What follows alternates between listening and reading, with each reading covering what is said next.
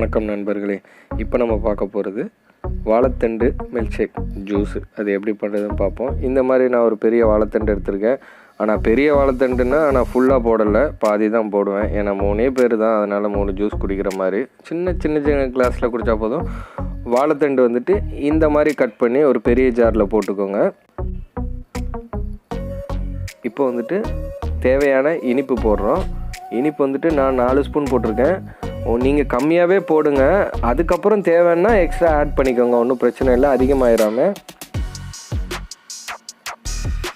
இப்போ வந்துட்டு பால் நல்லா காய்ச்சி ஆற வச்சிருக்கிற 2 கிளாஸ் நீங்கள் பால் எடுத்தீங்கன்னா 3 பேர் ஜூஸ் குடிக்கலாம். அதனால் 2 கிளாஸ் பால், ஆறின பால் தான் ஊற்றணும். சூடாவோ மிதமான சூட்லேயே தயவு செய்து ஊற்றி பண்ணக்கூடாது. பண்ணினீங்கன்னா தெரிஞ்சிடும். இந்த மாதிரி பார்த்தீங்களா, இப்போ நம்ம நல்லா அரைச்சோன்னா இந்த மாதிரி ஒரு டிஷ்ஷில் வந்துடும். இந்த மாதிரி கட்டியாக வந்துடும். அவ்வளோதான். இப்போ என்னென்னா ஒரு சின்ன அரிப்பு எடுத்துக்கிட்டு இந்த அரிப்பில் வந்துட்டு ஊற்றுங்க. ஆனால் கொஞ்சம் உங்களுக்கு ஃபில்ட்ரு பண்ணுறது கொஞ்சம் கஷ்டமாக தான் இருக்கும். நீங்கள் மேலே ஊற்றிட்டு ஒரு ஸ்பூனை வச்சுட்டு அப்படியே கலக்கி விட்டுட்டு அதுக்கப்புறம் அமுக்கி விட்டிங்கன்னா ஜூஸ் வந்துட்டு ஃபில்டர் ஆயிரும். அவ்வளோதான், வேறு எதுவுமே இல்லை. இது வந்துட்டு எங்கள் வீட்டை பொறுத்த வரைக்கும் வீக்லி 1 டைம்ஸ் கண்டிப்பாக நாங்கள் காலையில் குடிப்போம்.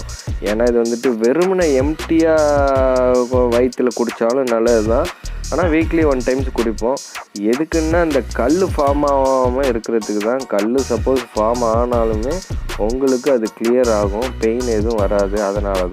அதனால் மக்களே, இது எல்லோரும் குடிக்கலாம், சின்ன குழந்தைகள் வரைக்கும். ஏன்னா என் குழந்தையும் ஒரு 4.5 வயசு இருக்குது. அந்த குழந்தைக்கும் அதை தான் கொடுக்குறேன். அதனால தான் நான் இது வந்துட்டு இந்த வீடியோவே போட்டது. மீண்டும் வேறொரு வீடியோவில் சந்திப்போம்.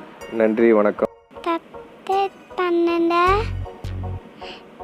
பக்கத்தில் பெல் ஐக்கன் மறந்துடாதீங்க.